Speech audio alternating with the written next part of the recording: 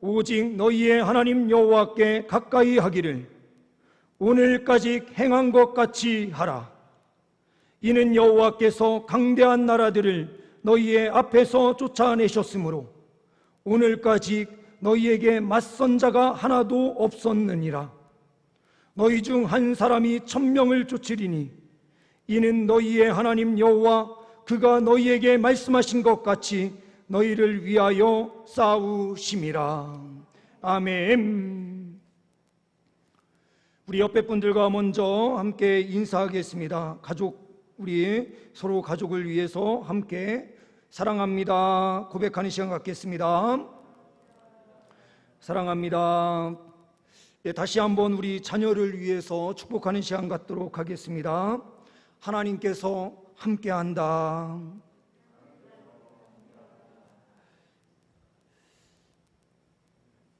오늘 말씀의 제목은 확실히 알라라는 제목입니다.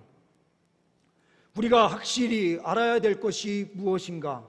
오늘 말씀을 통하여 함께 말씀을 나누려고 합니다. 1절 말씀을 보시게 되면 여호와께서 주위의 모든 원수들로부터 이스라엘을 시게 하신 지 오랜 후에 라는 말씀으로 23장이 시작됩니다.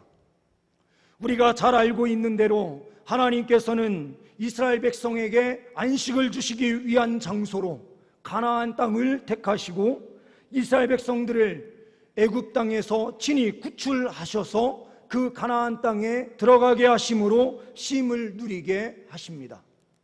오늘 1절 말씀에 하나님의 목적에 따라서 그들에게 쉼을 주셨다라고 말씀하십니다. 그런데 우리가 잊지 말아야 될 것이 하나 있습니다. 하나님께서는 그러면 우리에게 쉼을 주시기 위하여 가나안 땅에 들어가게 하시는가? 우리에게 쉼을 주시기 위하여 저 천국에 들어가게 하시는가입니다. 하나님의 목적은 우리에게 쉼을 주시는 것이 목적처럼 보이지만 쉼을 주시기 위한 것이 목적이 아니라 그 한가운데서도 하나님과 함께하는 생활을 하도록 하기 위한 목적이다라는 사실입니다. 그러면 하나님과 함께하는 목적이 무엇입니까? 그 함께한다라고 하는 것은 하나님 앞에 예배하는 삶을 사는 것입니다. 진정한 쉼은 무엇입니까? 진정한 쉼은 하나님과 함께하는 삶이 진정한 쉼입니다. 하나님께서 함께 하시는 그 순간 우리 안에는 능력이 생기고 우리에게는 새 힘과 새 소망이 넘치게 됩니다. 주님과 함께하는 그 생활, 주님 앞에 철저하게 예배하며 주님을 섬기며 나아가는 그 자리에서 우리는 완전한 쉼을 누리게 되는 줄 믿습니다. 이스라엘 백성들에게 하나님께서 약속하신 그 쉼은 바로 가나안 땅에만 들어가는 것이 목적이 아니라 가나안 땅에 들어가서 하나님을 진실되게 섬기는 예배의 자리로 우리를 인도하시고 그 예배를 통하여 진정한 쉼을 주신다라는 의미가 담겨져 있는 것입니다. 이스라엘 백성들이 누렸던 그 쉼은 오늘 1절 말씀에 원수들로부터 이스라엘을 쉬게 하신지라 라고 말씀하고 있습니다. 이 쉼은 전쟁을 쉬는 쉼처럼 보입니다. 그러나 우리가 반드시 기억해야 될 문제가 뒤에 있음을 우리는 말씀을 통하여 발견하게 됩니다. 우리 그리스도인들 또한 하나님께서는 진정한 쉼을 주신 것처럼 보입니다. 예수 그리스도께서 십자가에서 승리하심을 통하여 다시는 사단들이 우리를 넘어뜨릴 수 없는 것처럼 그렇게 승리를 우리에게 주신 것처럼 성경은 말씀하지만 우리에게는 완전한 승리가 아직 우리의 안에 이루어지지 않았음을 우리는 보게 됩니다. 예수 그리스도께서 사망 권세를 깨뜨리심으로 다시는 사망이 우리를 더 이상 통제할 수 없는 것처럼 보이지만 우리 예수 믿는 사람도 주님 앞에 서는 그날 이 순간 죽음을 맞는 사람들이 수없이 많은 것을 우리는 보게 됩니다. 완전한 승리가 아직 우리에게 주어지지 않았습니다.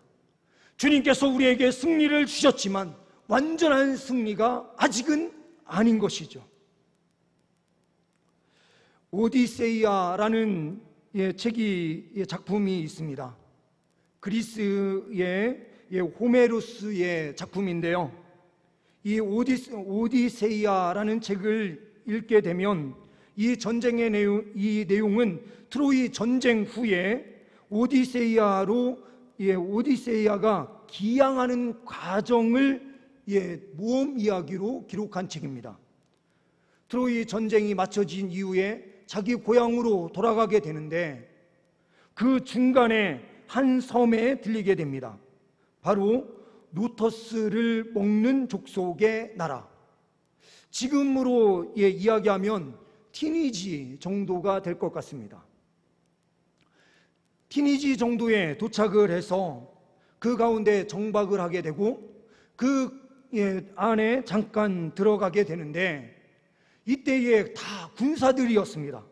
이 군사들, 장정들에게 이 로토스 족속들이 나와서 먹을 것을 주는데 그 먹을 열매를 받아서 먹는 순간 이것이 너무나도 먹는 순간 행복을 느끼는 거예요.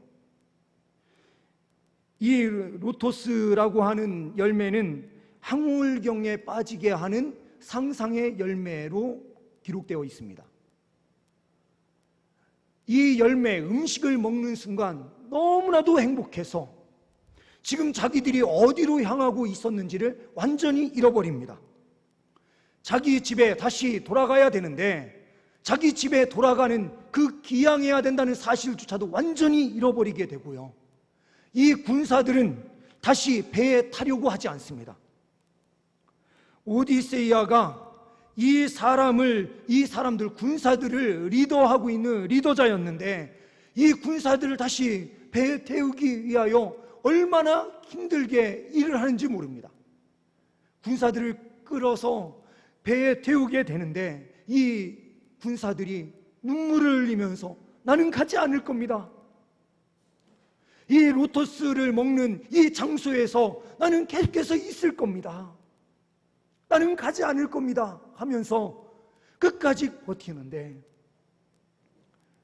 이 오디세이아가 이 사람들을 데리고 배에 앉히면서 바로 이 사람을 그 자리에 의자에 묶어버립니다. 그만큼 그곳에 머물고 싶어서 기양까지도 완전히 잃어버리고 더 이상 목표의식을 잃어버린 상태가 돼요. 이것은 바로 어떤 사람이 이야기한 대로 무책임의 유혹입니다. 또한 다른 말로는 망각의 유혹이라는 말로 표현할 수 있을 것 같습니다. 자기가 기양해야 되는 목표의식도 완전히 잃어버렸습니다.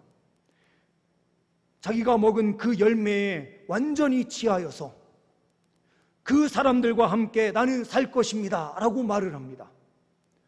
우리 그리스도인들이 마치 무책임의 유혹, 망각의 유혹에 빠져 있었던 것이 아닌가라는 생각이 듭니다. 이 세상 것이 너무나도 좋고 행복해서 주님께서 재림하시는 그날을 대비해야 된다라고 성경은 말씀하고 있는데 우리는 주님 오실 그날을 예비하지 않습니다.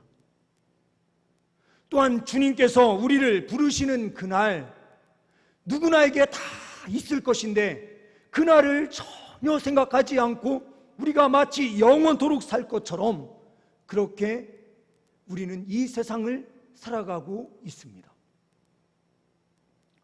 저는 코로나19가 가져다 준 또한 감사의 조건이 있다라고 보여집니다. 우리 한국교회가 지금까지 어떻게 보면 무책임의 유혹, 망각의 유혹 속에서 세상과 적당하게 그렇게 살면서 이 정도면 행복하지, 이 정도면 한국교회가 많은 것을 이루었지 라고 생각하면서 그렇게 우리가 살아오고 있었는지 모르겠습니다. 오늘 말씀을 주고 있는 여호수아는 자기 자신이 나이가 많아서 늙게 된 것을 보고 이제 주님께서 자기 자신을 부르신 때가 되었음을 보면서 리더자들을 불러서 하나님의 말씀을 가르쳐주고 있습니다. 우리가 가야 될 그 길, 그 목표는 아직 끝난 게 아니야 라고 말씀해 주는 거예요. 이스라엘 백성들은 가나안 땅에 들어가기만 하면 모든 목적을 이루었다라고 생각했는지도 몰라요. 마치 고3 수험생이 나는 대학만 들어가면 모든 게 끝나, 이제 대학 들어가서 나는 편하게 놀고 먹고 쉬면서 모든 것을 나는 즐기면서 살 거야 라고 생각하는 마치 고3 수험생과 같은 모습이 아니었나. 대학에 딱 들어가자마자 공부를 다 내려놓고 당구장에 가서 놀고, 그리고 주변에 있는 술집에 가서 친구들과 함께 술을 먹으면서 그렇게 하루하루 지내는 것이 그냥 마냥 행복한 것처럼 지내는, 제가 대학 생활을 하던 90년대에도 이런 생활이 가득했죠. 공부하는 사람들은 거의 찾지 못했습니다. 대학 4년 정도 돼서 4학년 2학기 정도 되면은 그때부터 사람들이 정신을 차리면서 그때부터 영어 공부를 조금 하기 시작하고 취업을 준비하면서 그렇게 대학 생활을 했을 때 우리 기독교인의 모습이 그 모습과 너무나도 닮아 있어요. 우리가 구원받은 것으로, 하나님의 자녀가 된 것으로 이미 충분하니까 더 이상의 신앙생활은 필요가 없는 것 아니야?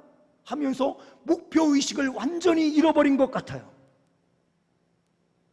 그때의 여호수아는 하나님의 말씀의 유언을 통하여 리더들에게 이렇게 말을 합니다.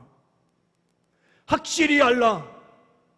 바로 13절 말씀에 세상과 함께 뒤섞여서 사는 순간 너희들은 그것이 올무가 되어 쓰러지고 넘어지게 될 것이고 너희들은 실패의 자리로 나아가게 될 것이다. 확실하게 알라. 여호와 하나님을 진실하게 섬겨야만 너희들은 승리할 수 있는 하나님의 백성들이다. 이것을 위하여 확실히 알라라고 하는 이 말씀을 주기 위하여 세 부분으로 크게 하나님의 명령을 주고 있습니다.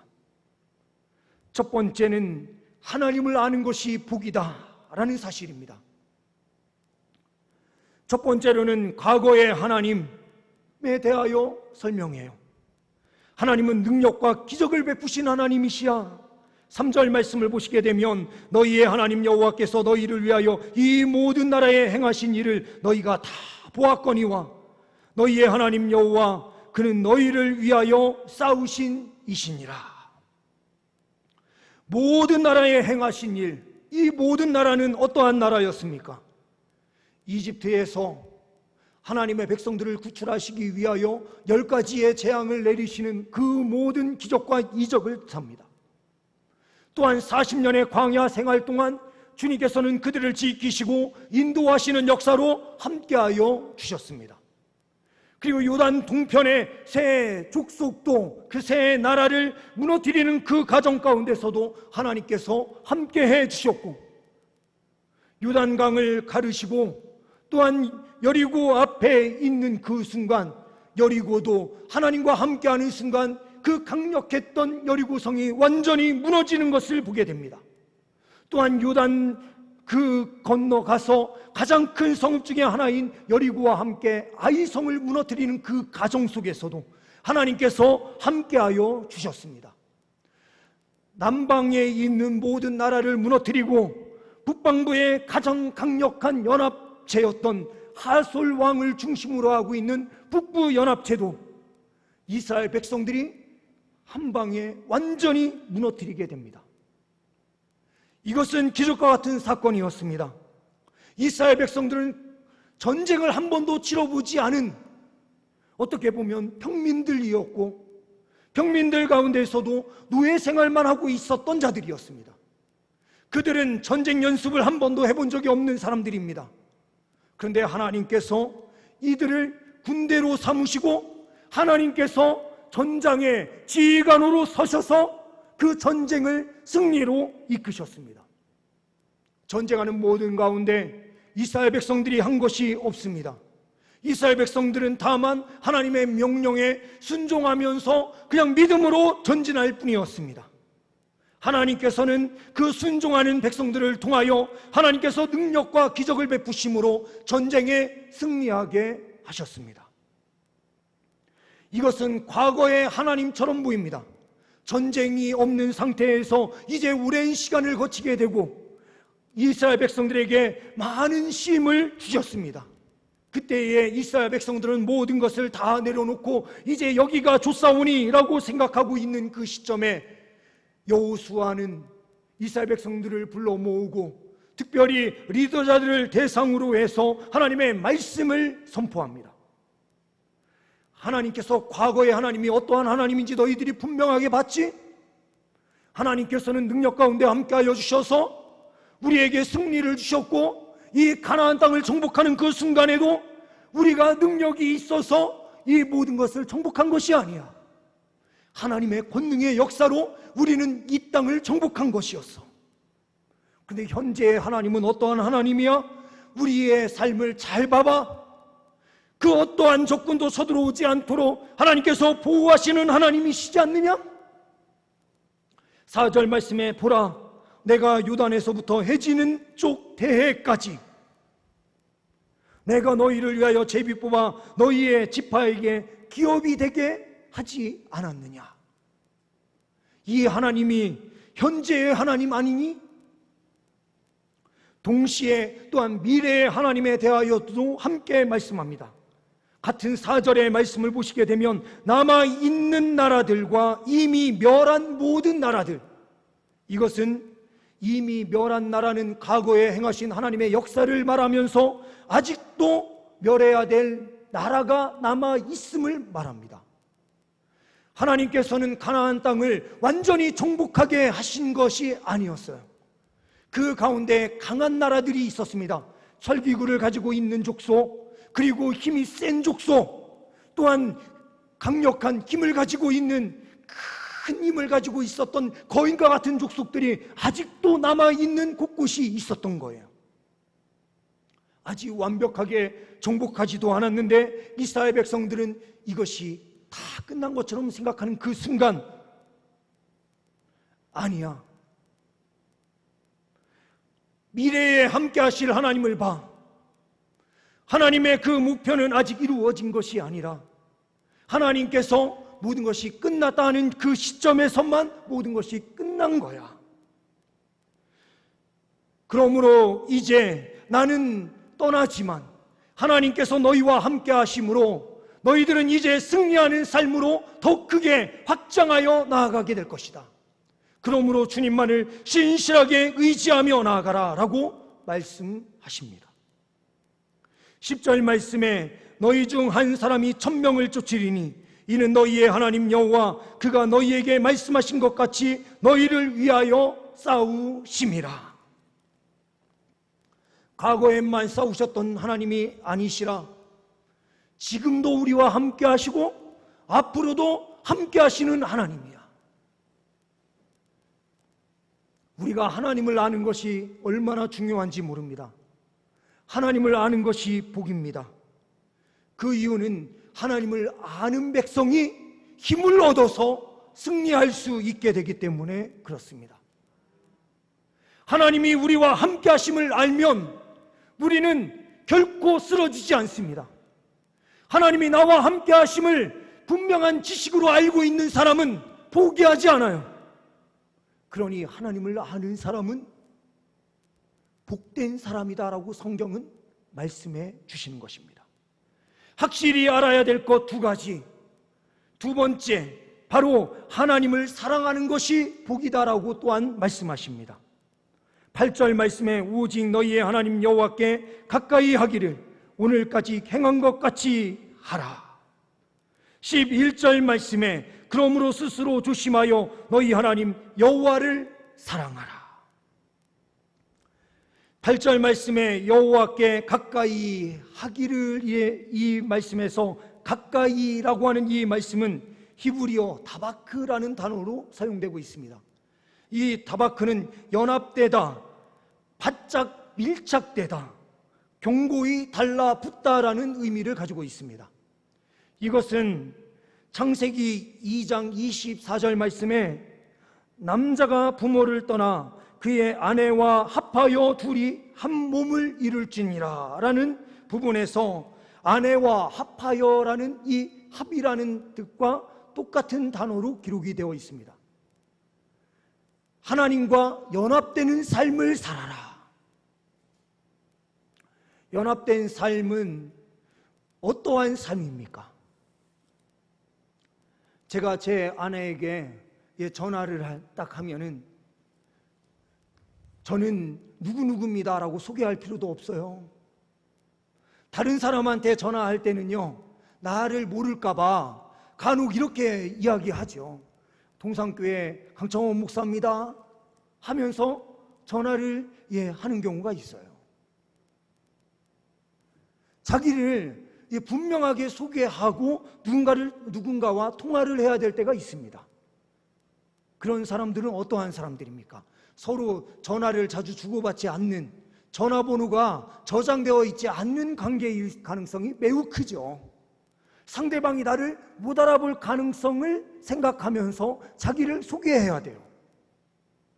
그런데 자기의 아내에게는 전화를 하면서 나를 다시 소개할 필요가 없어요. 당신의 남편 강창원입니다. 소개할 이유가 전혀 없죠. 우리가 기도를 준비하고 기도를 할 때에 제가 우리 피택 안수지사님, 피택 권사님들께 처음 함께 나눔을 하고 과제를 하나 내드렸는데, 그 과제는 대표 기도를 이제 하게 된다면 어떻게 대표 기도를 할 건지 대표 기도문을 한번 써보십시오 하는 게 과제였어요. 그래서 과제로 대표 기도문을 다 쓰셔서 가지고 오셨는데요, 거의 대부분이 다 비슷한 내용의 흐름으로 쓰십니다. 왜 그러냐면 대표 기도를 한다라고 하는 것은 시작과 끝을 분명하게 하기 위해서 하나님 아버지, 창조주 하나님이라고 하면서 시작하고 끝나는 부분도 우리 주 예수 그리스도의 이름으로 기도합니다, 아멘으로 하면서 그 마무리를 정확하게 해야 기도가 시작했고 끝났구나라는 걸 정확하게 알 수 있죠. 그렇죠? 굉장히 형식에 완전히 다 몰입되어 있는 기도를, 대표 기도를 하시는 분들은 대부분 해요. 그런데 우리가 평상시에 하나님 앞에 엎드려 기도할 때에 어떻게 기도하십니까? 저도 하나님 앞에 엎드려 하나님 아버지 하면서 때로는 탄식하는 것처럼 기도할 때도 있고요, 어느 때는 그냥 무릎 꿇고 아무 소리 하지 않고 그냥 엎드려 그냥 기도할 때도 있어요. 때로는 부르짖으면서 주여 하면서 기도할 때도 있죠. 그런데요, 우리가 하나님 앞에 기도할 때는 대표 기도가 아니면 형식이 없어요. 그냥 그 자리에서 무릎 꿇는 순간 우리 창원이가 나에게 기도를 시작하는구나 라는 것을 하나님께서는 다 아세요. 왜 그럴까요? 하나님과 우리 사이가 아주 가까운 사이이기 때문에 그래요. 아주 연합되어 있는 관계이기 때문에 그래요. 마치 육신적으로 부부 사이와 같이 아주 밀착되어 있는 관계인 거예요. 그래서 더 이상 기도를 할 때에도 나 자신을 소개할 필요도 없고 허물을 가지고 살 필요도 없어요. 목사로서 우리 성도님들 앞에 서는 저의 모습과 아내 앞에 제가 서는 모습은 전혀 다른 모습이죠. 하나님과의 관계는 어떠한 관계여야 됩니까? 진실로 사랑하는 관계가 되어야 됩니다. 부부 사이에 사랑한다라고 말하면서 반지 하나만 띡 사서 금반지 하나 그냥 갖다 준다고 해서 그게 사랑이 아니듯이 정말로 마음을 다해서 서로를 사랑하고 서로를 위해 주는 것이 필요하듯이 하나님과의 관계가 그러한 관계예요. 오늘 말씀에 여호수아가 여호와께 가까이 하라라고 하는 이 가까이라는 이 표현은 단순한 표현이 아니에요. 너희의 허물을 다 벗어버리고 하나님과 1대1로 그 연합된 가까운 사이로 하나님 앞에 진실되게 엎드려라. 하나님을 정말로 사랑하는 모습으로 이 세상을 살아가라. 그러면 하나님께서 너와 함께하여 주시고 너에게 반드시 승리를 주실 것이다 말씀하여 주시는 것입니다. 그러므로 확실하게 알게 되는 또 하나의 사실은 우리는 하나님을 사랑의 하나님으로 끌어안고 사랑하고 있는데, 우리 주님께서는 세상 가운데서 세상을 지휘하는 전능자의 하나님으로 함께 서서 우리의 삶을 보호해 주시고 인도해 주신다라는 사실을 우리는 발견하게 됩니다. 10절 말씀에 너희 중 한 사람이 천명을 쫓으리니 이는 너희의 하나님 여호와 그가 너희에게 말씀하신 것 같이 너희를 위하여 싸우심이라. 우리는요, 세상 사람들이 볼 때에 너무나도 초라한 사람처럼 보여요. 예수 믿는다라고 하면서 왜 굳이 주일에 교회를 가? 왜 그 교회 가는 것도 부족해서 왜 헌금을 가지고 하나님께 가서 헌금까지 드리면서 돈까지 드리면서 그 신앙생활을 해야 돼? 라고 말하는 사람도 있을 수 있어요. 세상 사람들이 볼 때에는요, 기도한다고 1시간씩 교회에 가서 무릎 꿇고 그러고 있는 그 모습이 너무나도 바보같이 보일지도 몰라요. 그 시간에 차라리 다른 것을 하면은 더 유익할 텐데 라고 생각할지도 몰라요. 우리는 얼마나 바보 같은 사람들이에요. 그런데 그 바보 같은 삶 속 안에 강력함이 있는 거예요. 우리가 세상 가운데 나아가서요, 승리하는 이유가 무엇입니까? 우리가 지식이 뛰어나고 우리가 잘하기 때문에 우리가 승리합니까? 우리가 지금 누리고 있는 이 모든 큰 것들이 우리가 다 잘했기 때문에 누리는 것인가요? 아니에요. 우리 주님께서 우리와 함께하여 주시고 우리 주님께서 대신 싸워주시기 때문에 우리는 능력의 사람으로 세상 가운데 세워지는 거예요. 코로나19의 이 상황 속에서 우리 한국교회가 잘못한 부분도 많이 있는 것이 사실입니다. 그런데 또한 반대의 부분으로 또 생각할 때에 또한 우리 한국교회는 마치 바보가 된 것처럼 그 세상이 그렇게 언론들이 계속해서 주구장창 때리고 있는데도 그 누구도 나서서 이러쿵저러쿵 말하지 않는 그 상황. 이 상황을 왜 우리가 마주치고 있습니까? 세상에 직장에 가서 오늘도 교회 갔다 왔니? 사람들이 물으면 아무런 대꾸도 할 수 없는 상태로 왜 예수님을 믿어? 왜 하나님을 믿어야 돼? 계속해서 질문하는 세상 사람들과 일일이 대꾸하지 않는 그 삶을 살면서 묵묵히 자기의 길을 걸어가는 그 이유는 무엇입니까? 하나님이 우리와 함께 하시면 승리의 삶이 있음을 우리는 확신하기 때문에 그렇습니다. 또한 세상이 우리를 그렇게 때리는데도 우리는 굴복하지 않는 이유가 또한 하나님이 우리와 함께 하시기 때문에 그렇습니다. 또 하나는 세상이 왜 우리를 그토록 때리고 왜 그렇게 세상이 우리를 향하여 손가락질을 하는 것일까? 바보처럼 보이는 그 사람들이 얼마나 강력한 사람들인지 세상 사람들도 알고 있기 때문에 그래요. 한 사람 개인을 보면 너무나도 하찮은 사람들인데 그 안에는 확신이 있고 건들 수 없는 어떠한 부분이 세상 사람들도 보이기 때문에 그런 거예요. 그래서 우리는 더 겸손해져야 돼요. 이때에 우리는 더 겸손함으로 하나님을 바라봐야 돼요. 우리가 승리할 수 있는 길은 세상 사람들과 대꾸하는 방식의 그 방식으로는 우리가 승리할 수 없어요. 주님과 더욱더 가까워지는 방법을 우리가 선택해야만 우리는 마침내는 승리할 수 있게 되어 있어요. 우리가 각자의 처소에서 예배를 드리게 됩니다. 지금도 각자의 처소에서 예배를 드리고 계시고, 그리고 새벽 기도도 그렇고 모든 예배를 다 온라인으로 함께 예배하면서 각 처소에서 완전히 엎드려져서 그렇게 예배하는 것처럼 보입니다.